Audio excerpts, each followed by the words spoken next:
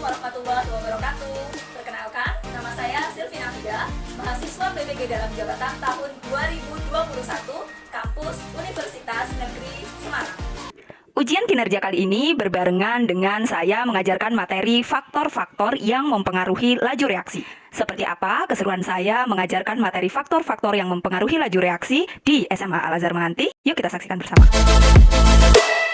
Assalamualaikum warahmatullahi wabarakatuh. Halo, selamat pagi anak-anak semuanya. Waalaikumsalam. Bagaimana kabar kalian? Sehat semuanya? Alhamdulillah. Alhamdulillah, Miss. Alhamdulillah, kalau sehat semua. Kemarin Miss Silvi sudah cek akun kampanye pakai masker dan suksesan vaksin yang kalian buat. Beberapa sudah sangat bagus sekali. Miss Silvi acungi jempol, menarik-menarik captionnya. Terima kasih. Itu pasti akan membuat teman-teman kalian yang lain menjadi semangat untuk ikut juga mensukseskan pakai masker dan juga vaksinasi untuk siswa. Bagaimana kemarin Uswatun? Apakah ada kendala? Coba mana Uswatun? Tidak, Miss, cuma malu saja. Oke, tidak mengapa Uswatun, itu sudah bagus sekali. Kemarin Miss Silvi sudah cek akunnya Uswatun. Uswatun yang malu-malu ternyata ketika kampanye pakai masker dan vaksinasi sudah sangat bagus sekali.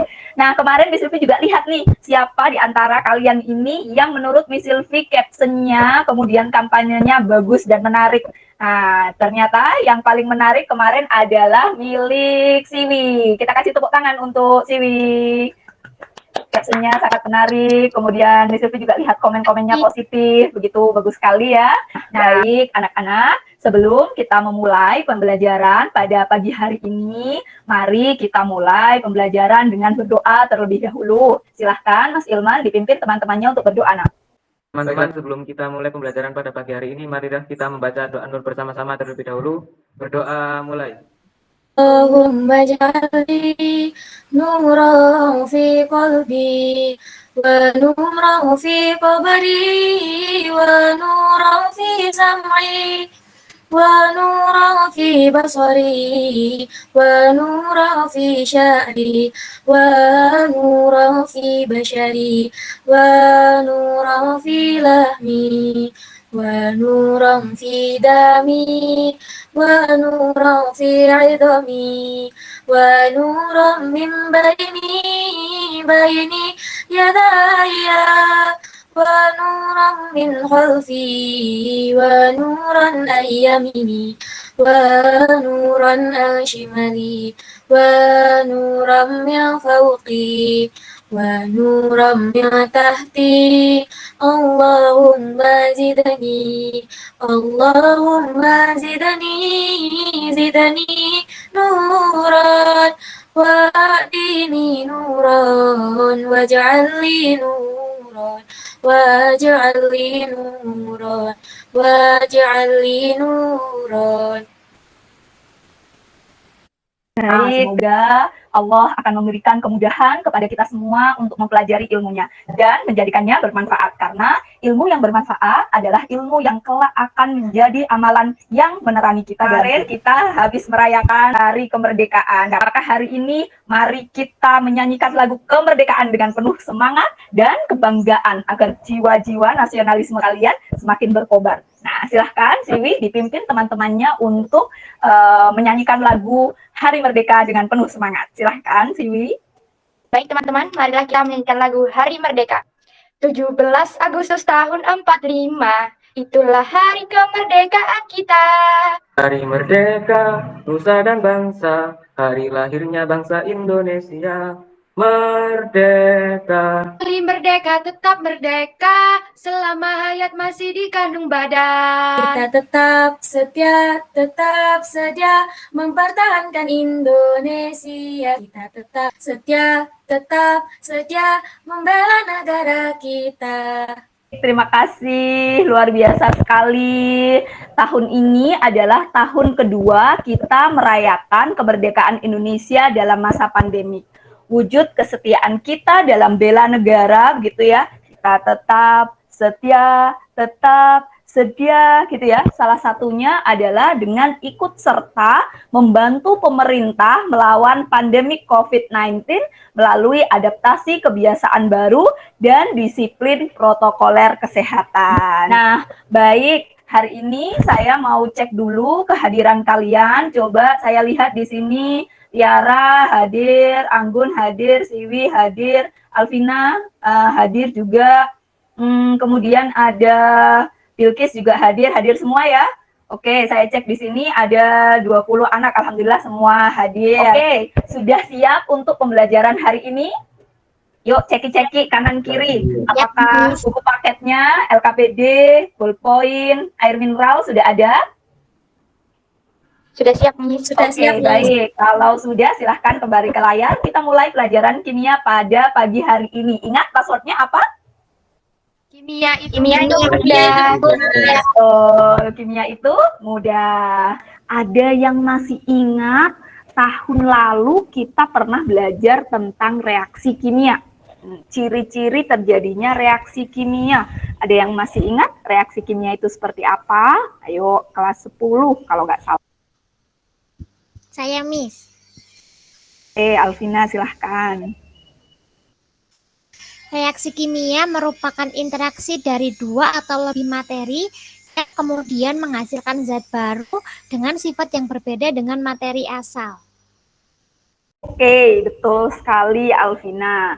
Nah, reaksi kimia, kalau kalian masih ingat, reaksi kimia itu ada yang namanya reaktan dan ada yang namanya produk. Reaktan itu yang bereaksi, begitu ya. Nah, kemudian yang produk itu adalah hasil dari reaksi. Nah, materi yang akan kita pelajari hari ini masih ada hubungannya dengan materi kita tahun lalu, yaitu reaksi kimia. Kira-kira akan membahas apa? Ayo, apa ada yang sudah membaca buku ajar yang sudah saya kirimkan di Google Classmeet? Hari ini kita membahas tentang apa? Reaksi, Miss. Betul sekali, hari ini kita akan bahas tentang laju reaksi. Apa sih pentingnya belajar tentang laju reaksi? Nah, untuk memahami itu silahkan kalian perhatikan video berikut. Pasar ikan tangkap tradisional. Nah, kali ini saya akan menelusuri kampung nelayan, tepatnya di Penjaringan, Jakarta Utara, untuk melihat pengolahan ikan asin lauk populer masyarakat Indonesia.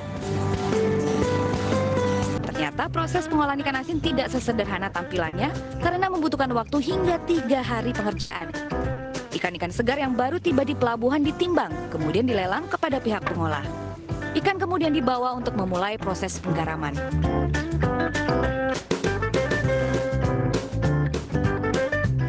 Tadi kita sudah melihat proses pemindahan ikan hasil melaut para nelayan di pelabuhan.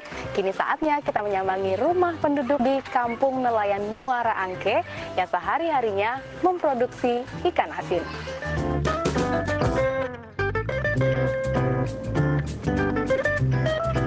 Saya bertemu dengan Mardi, salah seorang produsen ikan asin yang hingga saat ini masih memproduksi ikan asin secara tradisional. Pada prinsipnya, seluruh jenis ikan bisa dibuat menjadi ikan asin. Ya nggak satu aja, macam-macam. Ada ikan manyung, ada selar, ada lemuru, ada tembang. Macam-macam bisa aja, bisa doang semua. Macam-macam, banyak jenisnya ya Pak berarti. Dan akhirnya setelah dapat ikan nih Pak, penghasilannya bagaimana tuh Pak? Ya kita direndam dulu nih dulu, baru kalau udah cair, baru digarmin. Digarmin. Pagi dijemur. Pagi dijemur. Berarti membutuhkan waktu ya Pak. Berapa lama? Waktu? Ya 2 hari lah. 2 hari untuk baru kering. Pengasinan merupakan salah satu cara pengawetan ikan selain dari pembekuan dan pengasapan. Garam dikenal sebagai pengawet alami yang bisa menghambat pertumbuhan bakteri di dalam daging ikan. Ini dia nih, ikan asin enak dan bergizi yang biasa kita konsumsi sehari-hari. Apalagi dimakan sambal terasi, makin menambah cita rasa ya kan? Nah, namun dibalik itu semua, ternyata proses dari pengolahan ikan asin memerlukan waktu dan langkah yang cukup panjang. Dari Jakarta, Minia Mutiara, Pandu Priyoaji, dan Yudi Ricak, iNews melaporkan. Nah, tujuan pembelajaran kita hari ini yaitu satu, menjelaskan tentang konsep laju reaksi dan teori tumbukan. Yang kedua adalah mengidentifikasi faktor-faktor yang mempengaruhi laju reaksi dan hubungannya dengan konsep teori tumbukan.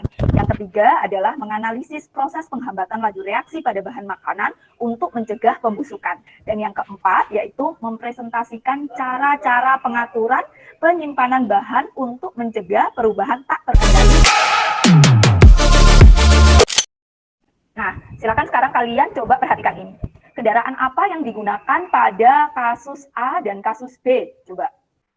Untuk yang A itu motor dan untuk yang B itu sepeda goes, Miss. Kalau kalian lihat, berapa waktu yang dibutuhkan A dan B untuk bisa sampai ke Solo? Yang A 2 jam, yang B 5 jam, Miss. Cepat mana Rizka berarti? Yang A atau yang B? Yang A, Miss. Ya, betul sekali. Nah, masih ingat nggak kalian dengan rumus kecepatan dalam fisika? Coba, siapa yang masih ingat? Saya, Miss. Jarak dibagi waktu, Miss. Oke, betul sekali Siwi. Laju reaksi yang akan kalian pelajari hari ini itu ada persamaan konsep dengan kecepatan pada fisika, namun konteksnya berbeda. Nah, coba perhatikan sekarang ini ya. Nah, jika mengacu pada analogi kecepatan sepeda motor di atas, kira-kira kalau pada reaksi kimia, laju reaksinya itu seperti apa? Miss. Reaksi konsentrasi senyawa dibagi dengan waktu. Apa begitu? Ya, jadi kalau tadi dalam fisika, kecepatan itu diukur dari jarak dibagi dengan waktu. Tapi kalau dalam kimia, laju reaksi itu diukur dengan banyaknya konsentrasi produk yang dihasilkan dibagi dengan waktu, gitu ya. Oke, setelah ini silahkan kalian berdiskusi dengan kelompok masing-masing untuk mengerjakan LKPD yang sudah disiapkan Miss Silvi di Google Classroom. Ada 4 permasalahan yang harus kalian pecahkan terkait faktor-faktor yang mempengaruhi laju reaksi dan kaitannya dengan teori tumbukan, termasuk pembahasan tentang proses pengawetan makanan untuk menekan laju reaksi pembusukan makanan oleh organisme. Oke, kelompok 1 bagaimana? Apa mengalami kesulitan, Hanun?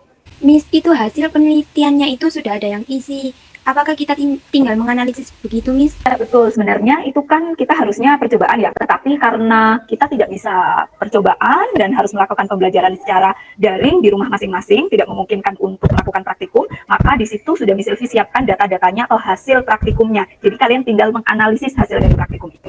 Miss, izin bertanya. Ya, silakan, Anggun. Itu tiap kelompok mengerjakan semua LKPD-nya atau dibagi-bagi? Untuk LKPD-nya, setiap kelompok silahkan kalian mengerjakan semuanya. 4 komponen itu silahkan kalian mengerjakan semua. Tapi nanti ketika presentasi baru akan Miss Silvi bagi kelompok 1 presentasi yang komponen mana. Gitu ya. Oke, selanjutnya kalian bisa berdiskusi di sini bersama dengan kelompok atau bersama dengan kelompok yang berbeda, silahkan. Guys, tanya-tanya, boleh nggak? Kalau waktunya lebih sedikit berarti laju reaksinya itu lebih besar kan ya? Iya, benar, kebalikan. Sesuai sama rumus ya. Kan laju reaksinya berbanding terbalik sama waktu. Rumusan masalah gimana, Rek? Sudah selesai lah? LKPD 1 itu aku bagaimana pengaruh angin terhadap kecepatan laju reaksi, gitu tak? Terus hubungan antara reaksi kimianya gimana? Itu reaksi apa dengan apa? Masa udara dengan tanaman gitu? Aku kayak gini sih guys, itu kan kebakaran ya kan? Berarti reaksi dengan oksigen, kayak gitu dah. Iya nggak sih? Sama oksigen deh berarti. Tapi menurutku sih reaksi antara oksigen sama pohon-pohon itu sih tanya Miss Sylvia. Bagaimana, Miss? Apa benar gitu, Miss? Oke, pada kasus kebakaran hutan ini berarti oksigen itu bereaksi dengan senyawa organik yang ada pada tanam-tanaman seperti itu. Ini nanti rumusannya masalahnya itu ya, Miss. Bagaimana? Coba sekarang Tiara cek dulu ada berapa faktor yang mempengaruhi laju reaksi. Ada 5, Miss. 1 konsentrasi, suhu, tekanan, luas permukaan, sama pemberian katalis. Oke, di antara kelima faktor yang mempengaruhi laju reaksi itu, mana faktor yang menurut kamu itu berhubungan dengan kasus kebakaran hutan? Bagaimana berarti? Yang pertama, Miss, karena kalau semakin banyak angin berarti kan banyak oksigen yang dibawa. Gitu kan, Miss? Ya, betul sekali. Silakan kalian lanjutkan. Baik, waktu diskusinya sudah selesai ya. Setelah ini silahkan kalian menyiapkan untuk presentasinya. Sebelum itu, mari kita melakukan peregangan dulu ya, supaya otak-otak kita ini yang tadi habis lihat LKPD segitu kompleksnya bisa lebih rileks. Coba Tiara silahkan dipimpin teman-temannya untuk melakukan peregangan otak. Hai teman-teman, kita melakukan peregangan terlebih dahulu. Kepala miringkan ke kanan, selanjutnya ke kiri, kemudian jari diremas-remas, tarik ke depan, ke atas samping kanan, samping kiri. Nah, setelah itu kalian pejamkan mata sebentar supaya lebih rileks. Baik, terima kasih Tiara. Nah, oke, sudah mulai agak fresh semuanya ya. Oke, silahkan sekarang kalian siapkan presentasinya untuk kelompok yang mewakili. Kelompok siapa dulu? Kelompok 1. Kelompoknya Balkis ya? Sama Rizka Haris? Ya. Iya, Miss. Oke, baik. Silakan disiapkan PPT-nya, Nak. Kelompok 1 ada Hanun Zahronida, Rizka Haris Sari, saya sendiri, dan Agung Dwi Rizky. Di sini saya akan menjelaskan tentang faktor-faktor yang mempengaruhi laju reaksi. Kegiatan pertama, rumusan masalahnya, bagaimanakah pengaruh angin yang membawa oksigen terhadap kondisi api, lalu hipotesis yang ada, semakin banyak angin yang membawa oksigen, semakin cepat proses terjadinya kebakaran hutan. Lalu, kegiatan pertama, dari hasil pengamatan yang sudah ada, larutan HClO5 waktunya 4 menit 21 detik, lalu M, 1M 2 menit 19 detik, 1,5M 1 menit 56 detik, dan 2M 1 menit 7 detik. Jawabannya, berdasarkan data hasil percobaan, semakin besar konsentrasi HCl yang digunakan, maka laju reaksi semakin cepat. Lalu pada percobaan keempat yang menggunakan konsentrasi paling besar, semakin besar konsentrasi yang digunakan, maka semakin banyak partikel-partikel yang saling bertumbukan. Dengan demikian, kemungkinan untuk menghasilkan tumbukan efektif semakin besar, sehingga laju reaksi semakin cepat. Lalu, faktor yang mempengaruhi laju reaksi pada percobaan tersebut adalah konsentrasi. Sehingga kita bisa menghasilkan kesimpulan pada kegiatan 1, yaitu konsentrasi mempengaruhi laju reaksi. Semakin besar konsentrasi, maka semakin banyak partikel-partikel yang saling bertumbukan. Dengan demikian, kemungkinan untuk menghasilkan tumbukan efektif semakin besar, sehingga laju reaksi semakin cepat. Di kegiatan kedua ini ada kegiatan yaitu bentuk kayu yang digunakan untuk api unggun. Nah, rumusan masalahnya, mengapa untuk menyalakan api unggun yang dibakar adalah ranting-ranting kayu, bukan balok kayu yang besar? Apakah luas permukaan bidang sentuh mempengaruhi laju reaksi?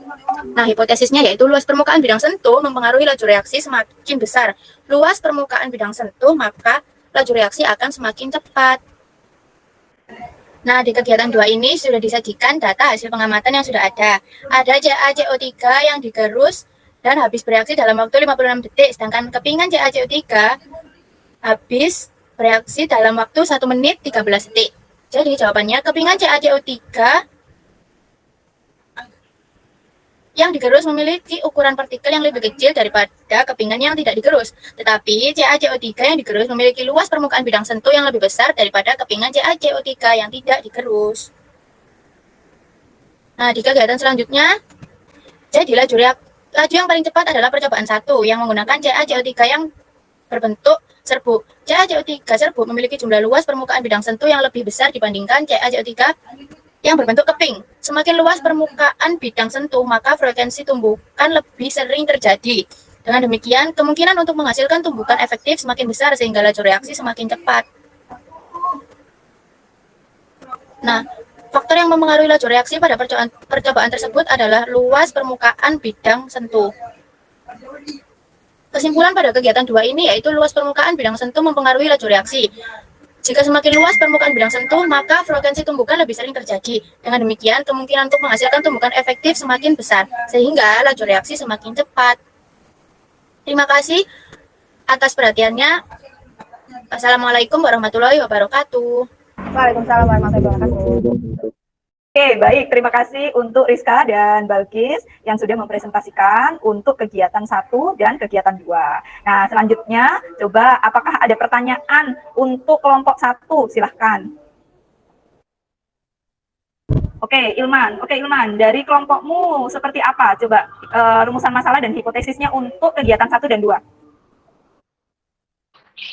Untuk pada kasus 1, rumusan masalahnya adalah apa pengaruh konsentrasi pada laju reaksi. Hipotesisnya, semakin banyak konsentrasi maka laju reaksinya semakin besar. Sedangkan untuk kasus nomor 2, rumusan masalahnya apa pengaruh luas permukaan terhadap laju reaksi.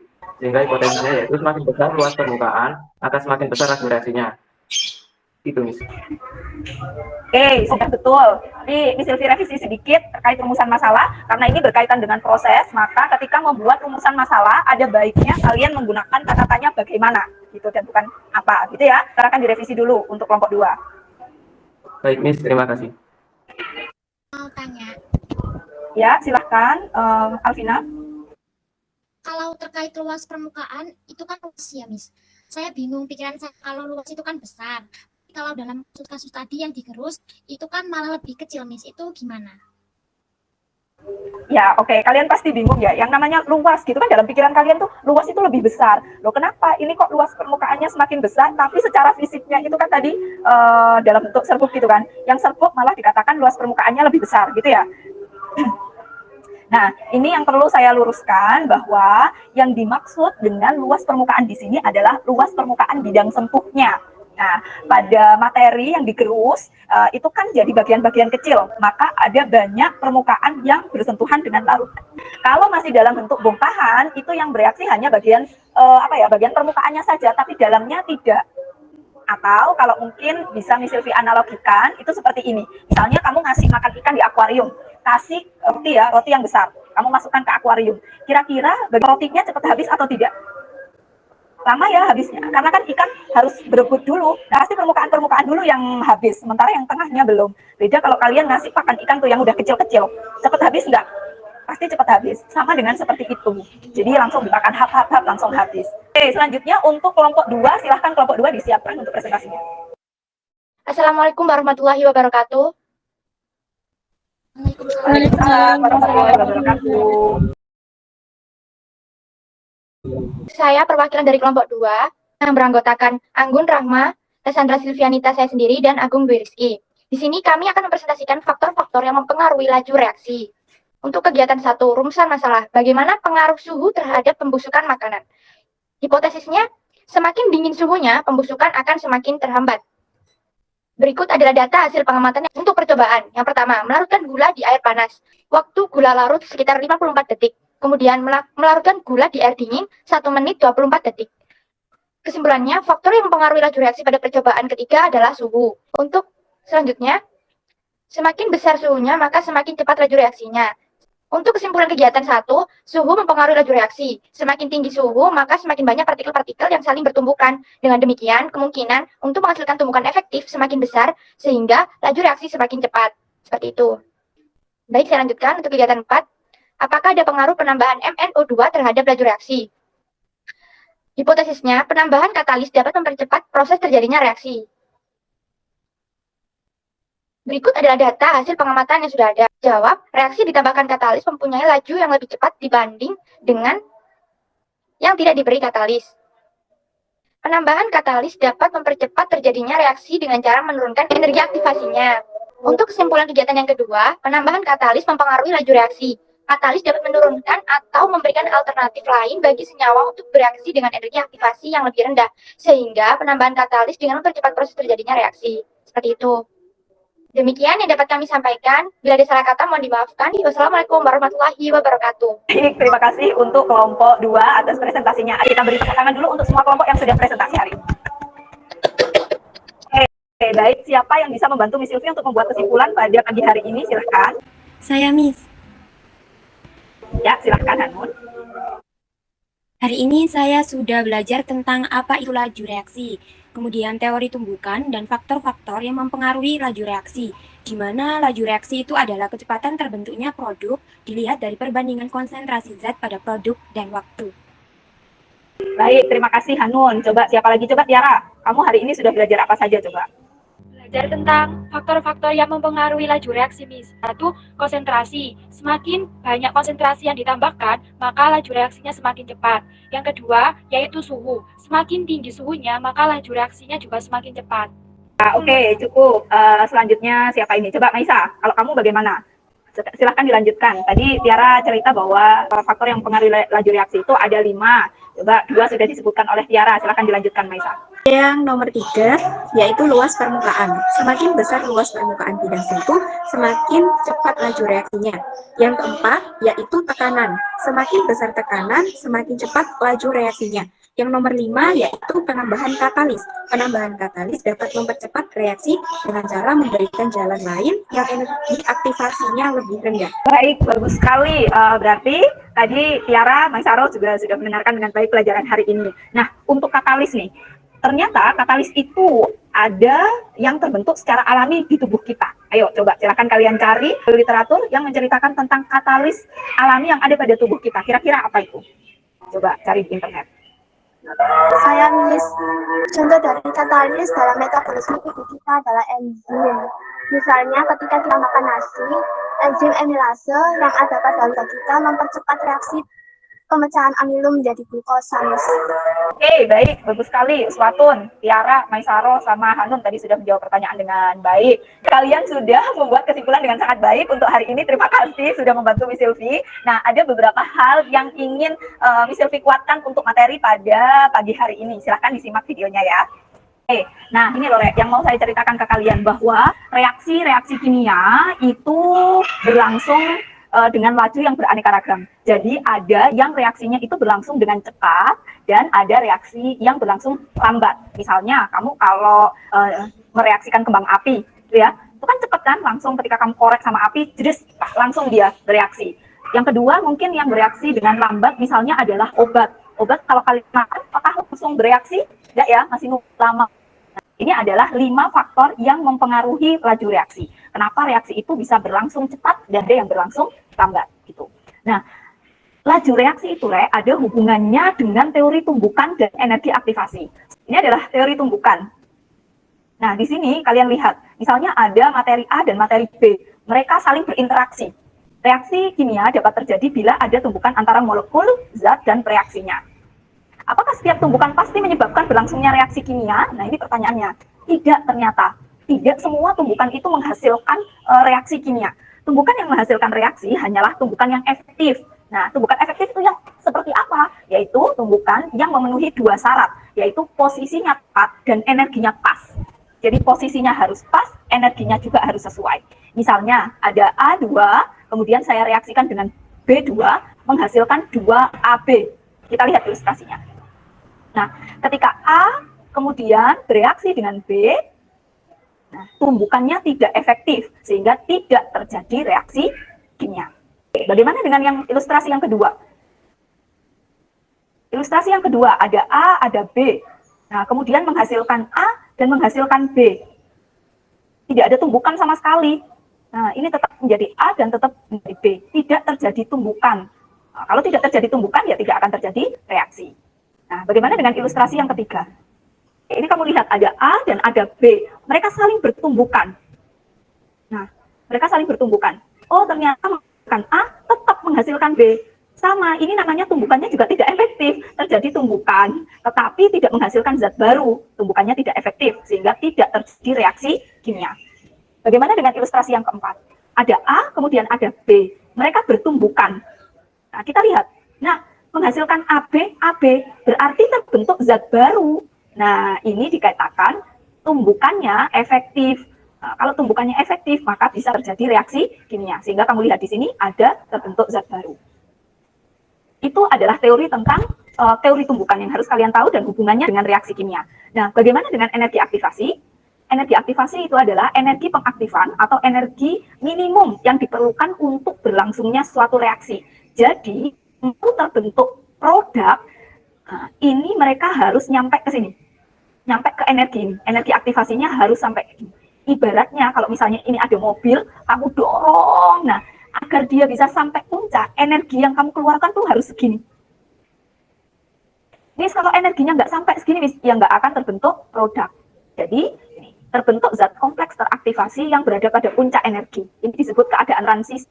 Transisi ini pas dia tumbukan tadi, tumbukan udah mulai mau nyatu, udah mulai mau membentuk produk, itu terbentuk zat kompleks aktivasi di sini. Nah, nanti kalau energinya sudah pas, maka dia akan terbentuk produk. Ada H2 sama O2. Nah, ini kita lihat tadi kalian kan sudah belajar bahwa faktor-faktor yang mempengaruhi laju reaksi itu ada 5. Faktor-faktor yang mempengaruhi laju reaksi itu ada 5. Yang pertama adalah konsentrasi. Nah, bagaimana hubungan konsentrasi ini dengan teori tumbukan? Nah, tadi dikatakan semakin besar konsentrasi reaksi, maka makin cepat laju reaksinya. Nah, coba kita lihat ilustrasinya. Ini gambar 1, ada 3M. 3M ini kita anggap konsentrasinya 3 molar zat A ditambah dengan 3 molar zat B misalnya. Sementara yang gambar 2 ada 7 molar zat A dan 7 molar zat B. Ini berarti yang B konsentrasinya lebih banyak. Laju reaksi lebih lambat. Sementara yang B laju reaksinya lebih cepat. Jika konsentrasi reaksi makin besar, reaksinya akan mengandung jumlah partikel semakin banyak, sehingga kemungkinan terjadinya tumbukan efektif makin banyak dan kemungkinan terjadi reaksi itu lebih besar. Ibaratnya kayak sampean, misalnya sampean ada di ruangan yang itu banyak crowded, banyak orang. Terjadinya gesekan dengan orang lain itu akan semakin sering dibandingkan dengan misalnya kalian berada di ruang yang luas isinya cuma 2 atau 4 orang. Terjadinya gesekan itu akan semakin kemungkinannya semakin kecil. Itu kenapa ketika konsentrasinya banyak maka tumbukannya akan semakin sering. Kalau tumbukannya semakin sering, kira-kira kemungkinan terjadinya reaksi semakin besar atau semakin kecil? Besar. Nah, betul, semakin besar. Nah, yang kedua ini adalah pengaruh luas permukaan. Nah, ini luas permukaan. Tadi yang Miss Sylvie bilang, ada yang dalam bentuk lempengan, ada yang dalam bentuk serbuk misalnya. Gimana Miss, siapa yang lebih cepat? Ini misalnya gambar 1 sama konsentrasinya 1 molar HCl ditambah dengan 1 gram magnesium. Ini gambar 2 juga sama, konsentrasinya 1 M HCl dan 1 gram magnesium. Nah, magnesium yang tadi awalnya sama, kita bentuk yang satunya itu dalam bentuk lempengan biasa. Nah, yang satunya itu kita gerus misalnya, atau kita bentuk lempeng-lempengan kecil. Nah, coba lihat ini. Luas permukaannya ini, kalau ini cuma 2. Bertumbukan dengan 2, ini anggap aja bertumbukan dengan 2. Ini, yang bertumbukan banyak, 1, 2, 3, 4. Itu yang dimaksud dengan luas permukaan bidang sentuh. Semakin luas permukaan bidang sentuh zat, kemungkinan terjadinya tumbukan efektif semakin banyak. Dalam jumlah massa yang sama, semakin kecil ukuran zat reaksi, maka permukaan bidang sentuh zat akan semakin luas. Jadi luas di sini jangan diibaratkan, oh luas besar, lebih besar. Berarti bentuknya lebih besar. Bukan. Luas permukaan bidang sentuh. Itu berbeda ya. Nah ini, kalau serbuk berarti lajunya akan lebih besar daripada kalau nanti bentuk butiran. Juga akan lebih besar kalau dalam bentuk bongkahan. Jadi itu kenapa kita kalau mau bakar-bakar kayu tadi ya. Tadi pada saat kemah, itu kan kita pakai api unggun ya. Kenapa orang-orang api unggun tuh nggak kayu gelondongan aja udah ditaruh biar jadi api. Kenapa harus kita potong-potong dulu jadi bagian-bagian kecil? Karena itu, supaya laju reaksinya lebih cepat. Nah, sekarang yang ini adalah pengaruh suhu. Nah, ini, misalnya ini suhu ruangan tanpa pemanasan. Nah, kalau tanpa pemanasan, molekulnya bergerak lambat sekali. Nah, kalau ini sistemnya dipanaskan. Nah, ternyata ketika suhunya lebih tinggi, itu terjadinya tumbukan jadi sering. Kenapa? Karena mereka aktif. Kayak sampean nih kepanasan, itu kan kepengen yang tinggi. Nah, laju reaksi lebih lambat dan itu tadi lebih. Jika suhu dinaikkan, maka energi kinetik partikel-partikel akan bertambah energi kinetik. Jadi kalau suhu itu hubungannya dengan energi kinetik ya. Nah, ini, antar partikel akan punya energi yang cukup untuk melampaui energi pengaktifan yang mengakibatkan semakin cepatnya laju reaksi. Jadi mereka kalau dipanasi itu ibaratnya ada istilah bubur kepanasan gitu ya. Mencetak, sehingga kemungkinan terjadinya tumbukan itu semakin sering. Kalau dia tumbukannya semakin sering, maka kemungkinan untuk terjadinya reaksi semakin besar. Pengaruh tekanan dan volume. Ini tekanan berbanding balik terhadap volume. Ketika tekanan sistem dinaikkan, volume diperkecil. Nah ini sama ya awalnya. Nah, ini ditekan. Nah kalau ditekan kan ruangannya, volumenya kan makin sempit. Kalau volume semakin sempit, maka peluang terjadinya gesekan semakin kecil apa semakin besar? Besar.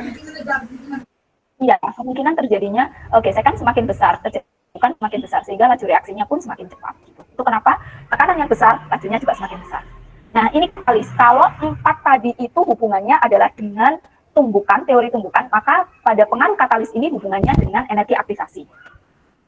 Katalis tidak bereaksi secara permanen dan tidak mempengaruhi hasil reaksi. Jadi ini sifat katalis. Meskipun katalis itu dimasukkan, katalis itu tidak ikut bereaksi.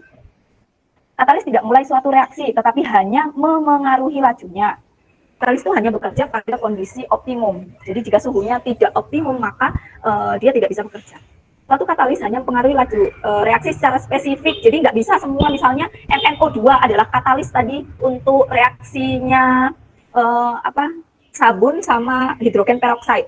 Tapi katalis itu tidak berpengaruh sebagai katalis pada reaksi yang lain. Jadi harus spesifik katalisnya. Keaktifan katalis dapat dibesar oleh zat lain yang disebut promotor. Hanya ini tadi yang kalian sebutkan, contoh katalis dalam tubuh manusia itu adalah enzim. Enzim itu dapat mempercepat terjadinya reaksi. Nah ini, katalis itu memberikan mekanisme reaksi lain yang memiliki energi aktivasi lebih rendah, sehingga reaksi lebih mudah dan lebih cepat berlangsung. Ini adalah proses bagaimana katalis itu mempercepat laju reaksi. Cara dia mempercepat laju reaksi itu bukan dengan memperpendek energi aktivasinya, bukan energi aktivasinya diturunkan, bukan. Jadi bukan menurunkan energi aktivasinya, tetapi memberikan jalur lain yang energi aktivasinya itu lebih rendah gitu. Jadi ibaratnya itu kasih jalur alternatif, jangan lewat ini tuh kamu butuh energi yang lebih besar kalau mau ke sini. Nah, ini ada kalau kamu mau energi yang cukup rendah. Nah, di sini. Ini katalis. Jadi sekali lagi, kerja katalis dalam mempercepat laju reaksi itu adalah dengan memberikan jalur alternatif energi aktivasi yang lebih rendah sehingga produknya itu bisa diproduksi dengan lebih cepat. Ini ya paham penjelasan tadi? Bisa, Miss. Nah, jangan lupa tugas kalian hari ini adalah satu, membuat mikroblog terkait proses penghambatan laju reaksi pada bahan makanan untuk mencegah pembusukan. Yang kedua adalah mengerjakan tes formatif yang sudah Miss Sylvie siapkan di Google Classroom. Silahkan kalian coba untuk mengerjakan supaya kalian tahu sejauh mana sampean paham tentang materi faktor-faktor yang mempengaruhi laju reaksi. Besok kita bahas apa? Untuk besok kita masih akan membahas tentang laju reaksi, tapi pembahasannya adalah tentang ordoreaksi. Apa itu ordoreaksi? Besok kita akan bicarakan tentang itu. Nah, anak-anak, saya rasa cukup untuk pembelajaran hari ini. Semoga kalian bisa mengambil banyak pelajaran dan mengaktualisasikan pengetahuan kalian dalam kehidupan sehari-hari. Itu ya. Jangan lupa passwordnya apa? Ini-nya itu? Iya. Baik, mari kita akhiri pembelajaran hari ini dengan membaca doa kafaratul majelis bersama-sama. Subhanakallahumma wa bihamdika asyhadu an la ilaha illa anta wa atubu ilaihi.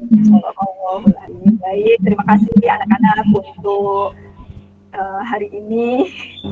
Bisa akhiri, tetap jaga kesehatan, patuhi protokol kesehatan, dan jangan lupa untuk membantu orang tua di rumah. Gitu ya, terima kasih, sampai jumpa. Assalamualaikum warahmatullahi wabarakatuh. Waalaikumsalam warahmatullahi wabarakatuh.